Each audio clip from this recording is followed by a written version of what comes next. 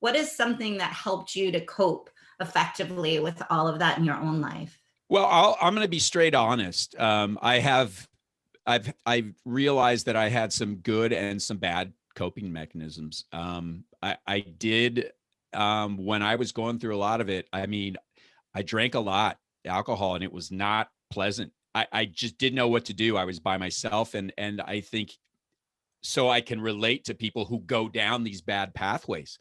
Um, and I'm not going to sit here and bullshit you and say, yeah, oh, I did all these perfect positive things. Cause again, I think number one, it would be a lie. Number two, that lack of transparency is not going to help anybody.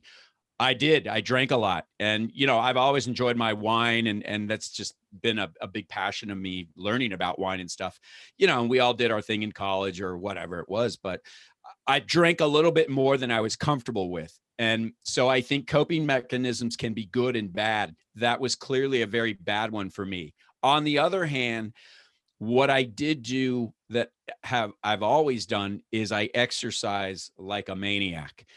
And, I think it goes to speak to that whole idea when people go through stress or depression, or they're really just struggling in life. A lot of people go to food and lack of exercise, which can obviously cause a lot of problems in your life and your health. I don't know, fortunately or unfortunately, go the opposite. I struggle to eat, and which is, again, I'm not saying that's a good idea, but, I went from I'm 6 feet tall kid, but I've always been a lanky little swimmer guy. So I went from a ripe 210 to 170 rather quickly because of stuff that I was going through. So I think for me, it was reaching out to people. But yeah, it was challenging. I think coping mechanisms is a broad category of which there are good and bad and healthy and unhealthy. But for me, I'm just happy I recognize that this is not a good thing to be doing, and tried to correct my direction. Hmm. And thinking about that, this idea of coping mechanisms and keeping yourself well and healthy, and you've obviously dedicated your whole career to doing that. What made you, just to reflect back, what made you go into medicine and specifically into the specialty that you chose?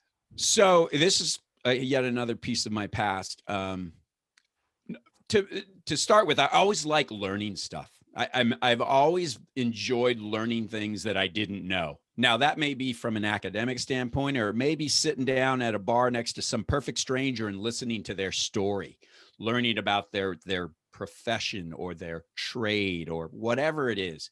And I've had some great stories over the years.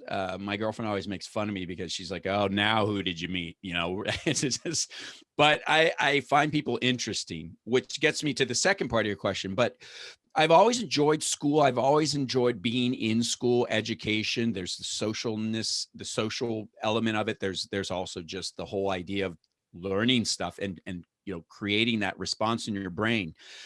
But when I was in sixth grade, I had a brother who was killed in a motorcycle accident.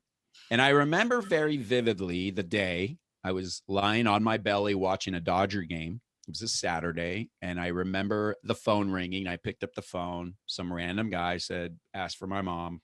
I gave the phone to my mom. She, not knowingly, said, "Oh, well, your brother Jerry got in a motorcycle accident. I told him not to buy that thing." You just don't think of the worst case scenario, at least when you're 11, right?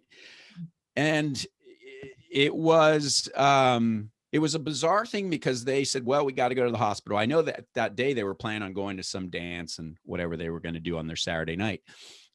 And she went to the hospital, and they were gone for hours and hours and hours. And this wasn't the day of cell phones and all of that stuff.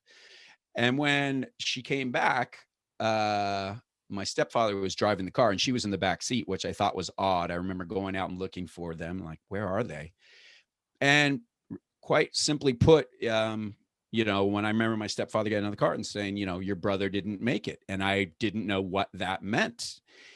And then I proceeded to see my mom go literally into what was a year of a depression. And quite honestly, I don't think she was ever the same person. When you lose a child, it's difficult.